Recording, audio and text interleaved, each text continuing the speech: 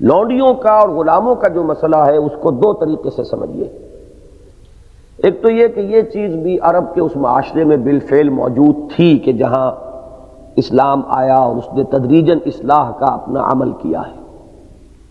اس میں جو لونڈیاں چلی آ رہی تھیں یا جو غلام پہلے سے چلے آ رہے تھے تو ان کے اس سٹیٹس کو اسلام نے بحال رکھا ہے۔ قرآن بھی یہی بتا رہا ہے اور سنت رسول سے بھی یہی ثابت ہوتا ہے۔ ترغیب دی ہے، فک رقبۃ او اطعام فی یوم ذی مسغبہ، آزاد کر دینا، غلامی کے بند کھول دینا، لوگوں کی گردنوں کو چھڑانا، یہ بہت بڑا نیکی کا کام ہے، لیکن کوئی قانونی اعتبار سے جس کو کہا جائے کہ یہ انسٹیٹیوشن ایبالش ہو گئی، اب یہ نہیں ہے، یہ قرآن میں نہیں۔ اس کے بعد ہم دیکھتے ہیں کہ جب جنگیں ہوئی ہیں، غزوات کے نتیجے میں جو مال غنیمت ہاتھ آتا تھا اس میں جو افراد مرد یا عورتیں وہ لونڈی یا غلام بنائے گئے ہیں سیرت النبی کے دوران، حیات طیبہ کے دوران، یہ بھی ایک واقعہ ہے۔ اس کو کہیں بھی آ کر ہمیں یہ معلوم نہیں ہوتا کہ اس کو ختم کیا گیا ہے، چاہے اس کے لیے بہتر سے بہتر سلوک کا حکم مل جاتا ہے، جو خود کھاؤ وہ انہیں کھلاؤ، جو خود پہنو وہ انہیں پہناؤ، یہ سارا معاملہ ہے کہ یہ غلام تمہارے بھائی ہیں، ان کے ساتھ اچھے سے اچھا سلوک کرو۔ پھر یہ کہ بہت سے گناہ یا خطائیں ایسی ہیں کہ ان پر جو کفارہ ہے اس میں یہ رکھ دیا گیا کہ کسی گردن کو آزاد کیا جائے، تو ان کی آزادی کے لیے ترغیب کا پہلو تو مل جاتا ہے، لیکن کہیں بھی قانونی اعتبار سے یہ کہ بس آج سے یہ معاملہ ختم ہوا، اب نہیں کوئی غلام ہوگا، یہ قرآن میں نہیں۔ البتہ یہ ضرور ہے کہ کسی بھی شخص کو پکڑ کر غلام بنا لینا آزاد کو، یہ بہت بڑے گناہوں میں سے، اسلام میں اس کی کوئی گنجائش نہیں ہے کہ کسی ملک کی آبادی کو پکڑ کر جہازوں میں بند کر کے آپ لے جائیں امریکہ میں اور غلاموں کی حیثیت سے انہیں رکھیں، یہ نہیں ہے۔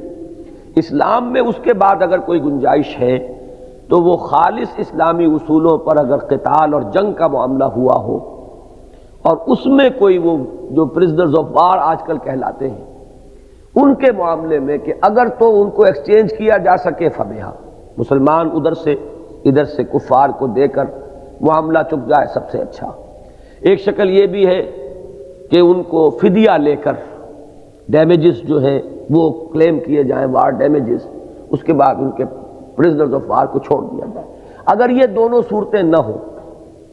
اور ابھی کفر کے ساتھ اسلام کی ابھی حالت جنگ بھی جاری ہے، اگر تو فیصلہ کن غلبہ اسلام کو ہو گیا ہے اور اب کفر جو ہے مقابلے میں رہا ہی نہیں، پھر تو ہمیں ایک مل جاتی ہے ہدایت سورہ محمد میں صلی اللہ علیہ وسلم، اما منن بعد و اما فدان، لیکن اسخنتم کا لفظ ہے وہاں پر، اگر کفر کی قوت توڑی جا چکی ہو، کچلا جا چکا ہو،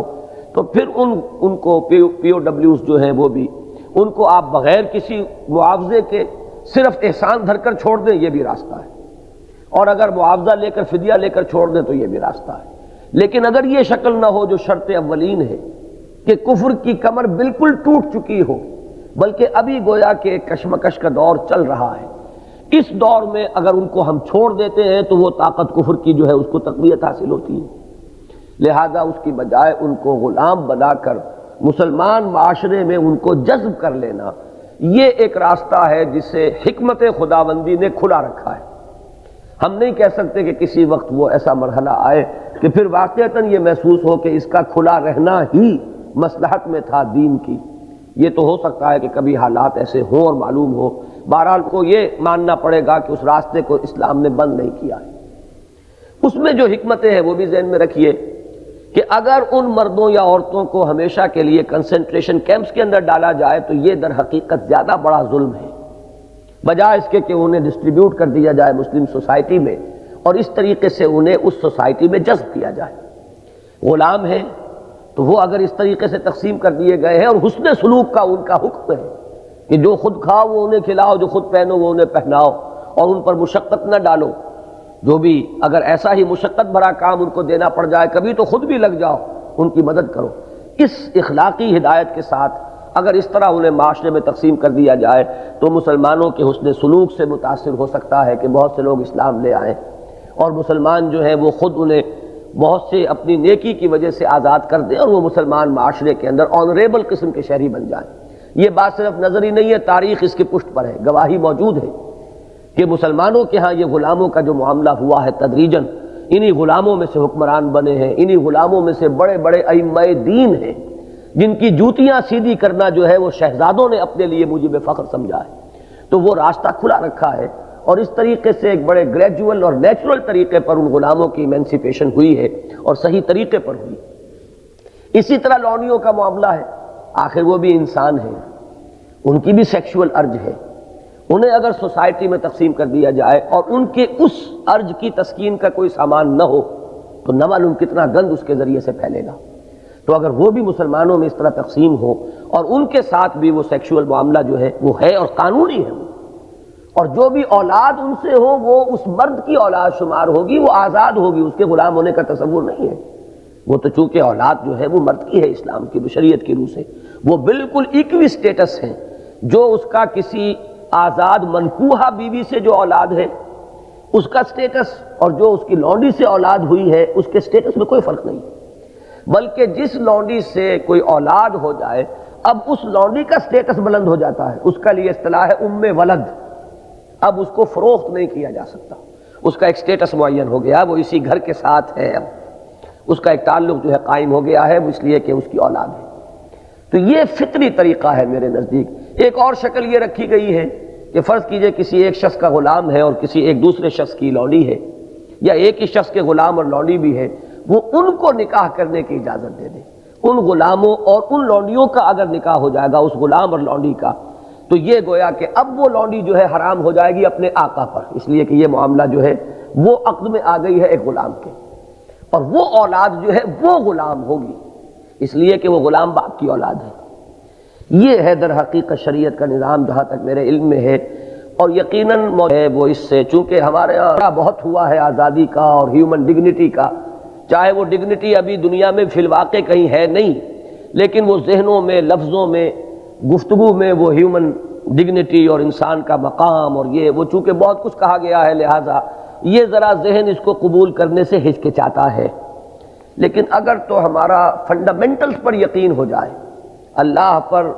حضور کی رسالت پر، اور یہ کہ یہ جو کچھ کہہ رہے ہیں اور جو کچھ انہوں نے ہمیں دیا ہے یہ اللہ کی طرف سے ہے، تو ہم اس کو قبول کریں گے، اس کی حکمت سمجھ میں آئے یا نہ آئے۔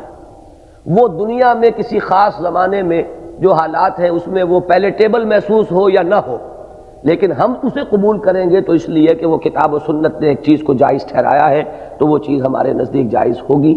اور جیسا کہ میں نے عرض کیا ہے، میرا مطالعہ یہی ہے کہ اس انسٹیٹیوشن کی فائنل ایبولیشن قرآن مجید میں کہیں نہیں آئی، البتہ وہ کلیکٹیو میتھڈز اختیار کیے گئے ہیں، تدریجی اصلاح ضرور ہوئی ہے، لیکن یہ کہ راستہ اب بھی کھلا ہے، اگر کہیں اس طرح کی صورتحال کہیں ہو جائے تو یہ ہو سکتا ہے کہ کسی وقت محسوس ہو کہ یہ ہے اللہ تعالیٰ کی حکمت بالغہ جس کے تحت کہ اس چیز کو مطلقاً حرام نہیں کیا گیا، جیسے کہ شراب مطلقاً حرام ہو گئی، تدریجاً ہوئی، ایک وقت میں صرف یہ بتایا گیا کہ اس میں گناہ کا پہلو جو ہے وہ زیادہ ہے اس کی منفعت کے پہلو سے، بات چل رہی ہے۔ اس کے بعد ایک وقت آیا کہ کہا گیا کہ دیکھو جب نشے کی حالت میں ہو تو نماز کے قریب مت پھٹکو، اس سے بھی اندازہ ہو گیا کہ رخ کیا ہے، لیکن ابھی فائنل ایبولیشن نہیں ہوئی۔ پھر سورہ مائدہ کی وہ آیت بھی آ گئی، فَهَلْ أَنْتُمْ مُنْتَهُونَ، اب باز آتے ہو کہ نہیں آتے، اب یہ گویا کہ آخری بات ہے، لیکن یہ کہ غلامی کے لیے اس طرح کی کوئی چیز قرآن مجید میں موجود نہیں۔ یہ ہے جو میں عرض کر سکتا تھا اور اس میں خاصا وقت بھی لگ گیا، بہرحال اس پر آپ مزید کسی وقت علیحدگی میں مجھ سے گفتگو کا وقت نکال لیجئے۔